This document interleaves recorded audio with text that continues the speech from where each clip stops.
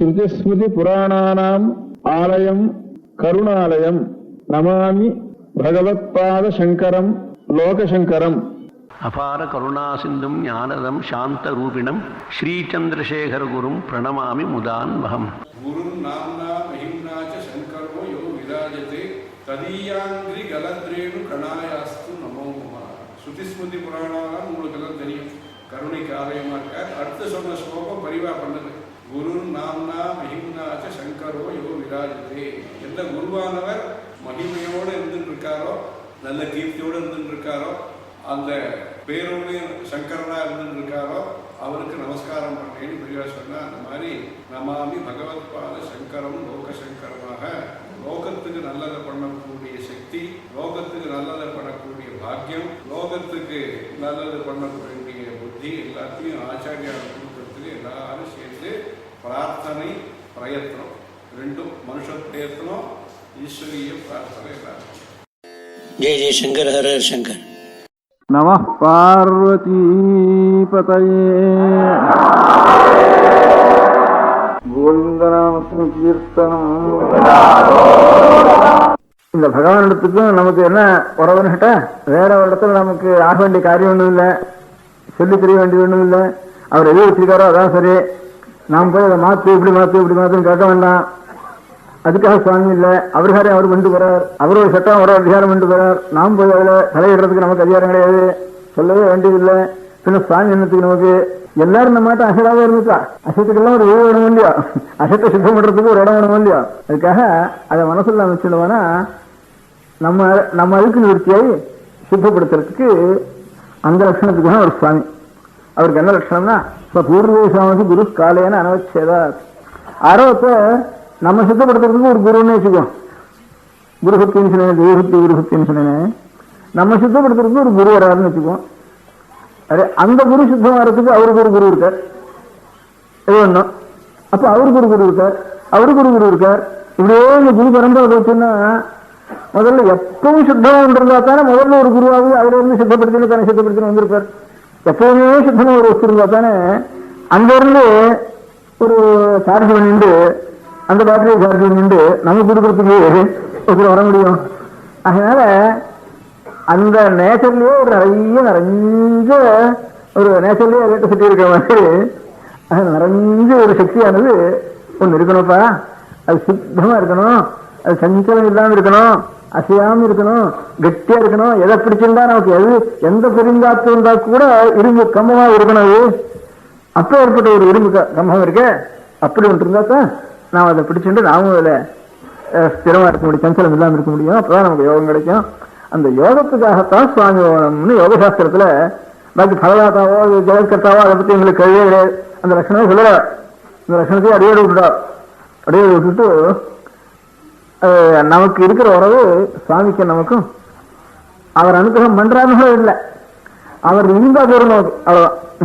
அவர் இருக்கிறதுனாலேயே தானே ஒரு நல்ல சாமான் இருந்தானா அது எல்லா சாமானையும் அது இருக்கிறதுனாலேயே சுத்தப்படுத்தணும். இன்னைக்கு இல்லாமனா இன்னைக்கலாம் நல்ல சாமானும் இருந்தா போறோம். அப்படி நல்ல சாமானும் இல்லைன்னா நமக்கு எல்லாம் வழி கிடையாது. நாம் நல்ல காரியத்துக்கு பிரயத்தனம் பண்றதுக்கு வழி கிடையாது, நாம் நன்னா இடத்துக்கே வழி கிடையாது.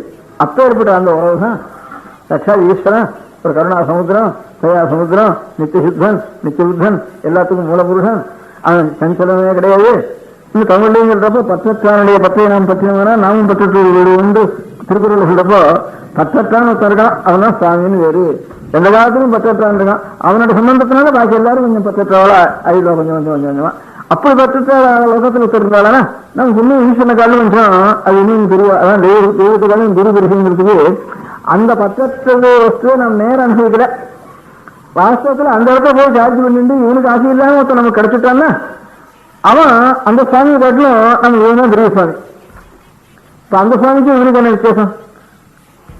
இவன் அந்த மாதிரி அவ்வளவு கிரகமா இருந்துட்டான்னா, ஒரு அழுக்கு அப்ப அழுக்கு ஒண்ணும் இல்லாம சுத்தமா இருந்துட்டான்னா அந்த சுவாமியான இவனும். அதனால குரு பிரம்மா குரு விஷ்ணு குரு தேவோ மகேஸ்வரன் சொல்றப்போ அந்த சுவாமிக்கு இந்த சுவாமிக்கு என்ன இவனுக்கு என்ன வித்தியாசம்னா, அப்போது எல்லாம் இருக்கிறதுலையும் சரி, கருணையிலையும் சரி, ஞானத்திலையும் சரி நிறைஞ்சு போயிட்டாகும். அதனால அந்த ஈஸ்வரனுக்குனாலேயோ அந்த ஈஸ்வரத்துல அந்த இன்னொரு குருனாலேயோ இவன் நிறைஞ்சு போயிட்டான். நிறைஞ்சு போட்டவனுக்கும் ஈஸ்வரனுக்கும் ஈஸ்வரன் என்ன இவனுக்கு தெரியும்? என்ன அவன் ஒரு ஆபீஸ் ஒன்று கூட இருக்கு, இவனுக்கு ஆபீஸ் இல்லை, அவ்வளவுதான் வித்தியாசம். உத்தியோகம் என்ன, ஜெய சிருஷ்டி பண்றது, சம்ஹாரம் பண்றது, அதுக்கு பரிபாலனம் பண்றது, இன்னும் நிறைய போய் அடிக்கிறது, கொலை பண்றது, சமப்படுத்துறது, இதெல்லாம் மசூதியிட பல சம்ஹாரம் பண்றது, அங்க இருந்து இந்த காரியங்கள்லாம் ராவண சம்ஹாரம் பண்றது, சிசுபாலனம் பண்றது, இந்த வேலையெல்லாம் அவனுக்கு கொஞ்சம் ஆபீஸ் கூட அவனுக்கு.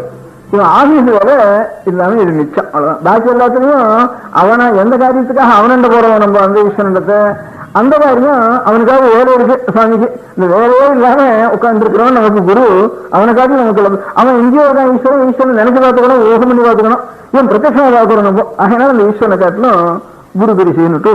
அதனால நம்ம பெரியவாள்லாம் தெய்வபக்தி குருபக்தி இது ரெண்டும் நமக்கு வேணும்னு சொன்னதுக்கு, அந்த ஈஸ்வரனுக்கு ஒன்றும் வித்தியாசம் கிடையாது. அவனுக்கு வேலை கூட இவருக்கு வேலை இல்லாத அப்படி சுத்தஸ்வரூபத்துல மாசம் இருக்குது. அந்த வேலையெல்லாம் செஞ்சுட்டு இருக்கிறதுனால ஓஹோ இவனுக்கும் ஒரு ஆசை இருக்கோ, இவன் ஏதாவது கோபிஷ்டனும், அந்த நரசிம்ம சுவாமினா கோபிஷ்டனும், சுப்பிரமணியனா கோபிஷ்டனும், அவன் நல்ல சந்தேகங்கள்லாம் கூட வரும். அந்த சந்தேகங்கள்லாம் கூட இல்லாம அவன் ஆர்வம்னா இருக்கானோ இல்லையோ, எப்பேற்பட்டவனோ சந்தேகங்கள்லாம் வரும். அதுக்கப்புறம் இவன் பிரத்யட்சமாக பார்த்திருக்கான். ஈஸ்வரன் எப்படி, ஈஸ்வரன் எந்த காரியத்துக்காக நடத்துற சம்பந்தமோ அந்த காரியத்துக்கு இவனுக்கு பிரத்யட்சமா பார்க்கணும், இவனுக்கு பிரத்யட்சமா எனக்கு பலத்தை கொடுக்க முடியும். ஆனா அவன் தான் குரு, அவன் தான் பிரம்மா, அவன் தான் இருக்கிறான், அவன் தான் ஈஸ்வரன் அப்படின்னு சொல்லு. பகவான் பாதராயணான்ட்டு இவரை வியாசரை சொல்றப்போ குரு பிரம்மா குரு விஷ்ணு குரு தேவ மகேஸ்வரன் சொல்றது, இவன் 3 பேரும் சொல்றது. பாதராயணர் வியாசரை பத்தி சொல்றப்போ அபாலலோச்சன சம்பு திபாபுர் அபரோஹரி அச்சதுர்வதனோ பிரம்மா பகவான் பாதராயணா. 4 மூஞ்சி இல்லாத பிரம்மா, 3வது கண் இல்லாத சிவன், 2 கையுள்ள வியாசர், 2 கையுள்ள ஆளு விஷ்ணு. இவர்தான் பாதராயணர்னு பேரு.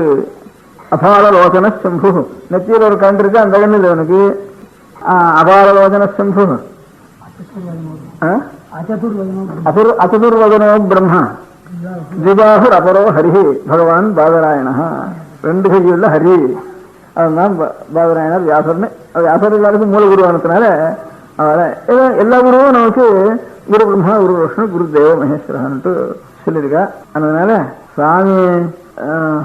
சாமி இருக்க, சாமின்னா அதுக்கு சாஸ்திரங்களையோ பெரியவாழ்லையோ அனுபவத்திலேயோ சாமியினுடைய நிலை நிறைஞ்ச நிலை எப்பேற்பட்டதோ அப்படி நிறைஞ்ச நிலை நமக்கு நமக்கு குருவிடத்தில் இருக்குன்னு ஒரு நிச்சயமான ஒரு நம்பிக்கை.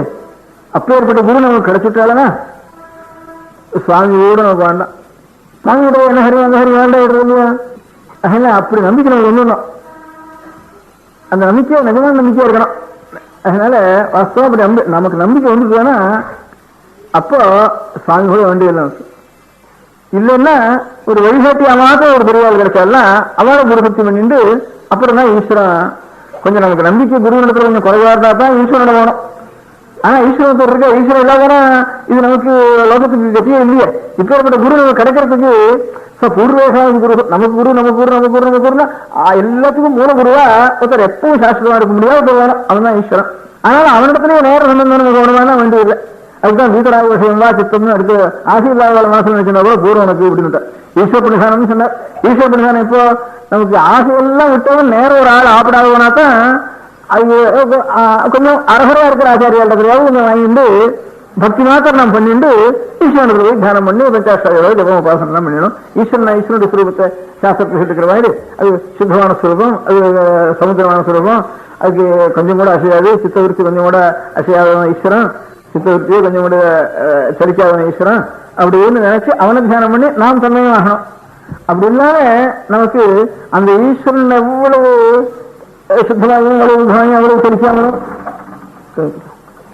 எவ்வளவு ஆனந்தமாகவும் அப்படி இருக்காரோ ஆனந்தகரமா இருக்காரோ அப்பேற்பட்ட ஒரு ஈஸ்வரன் லட்சணத்தோட ஒரு உத்தியோகம் மாத்திரம் இல்லாம உத்தியோகம் மாத்திரம் குறைவு அப்படி ஒரு சுவாமி நம்ம கிடைச்சிட்டாருன்னா பிரத்யட்சமா அப்புறம் அந்த சுவாமி ஒன்று கூட வேண்டியதில்லை.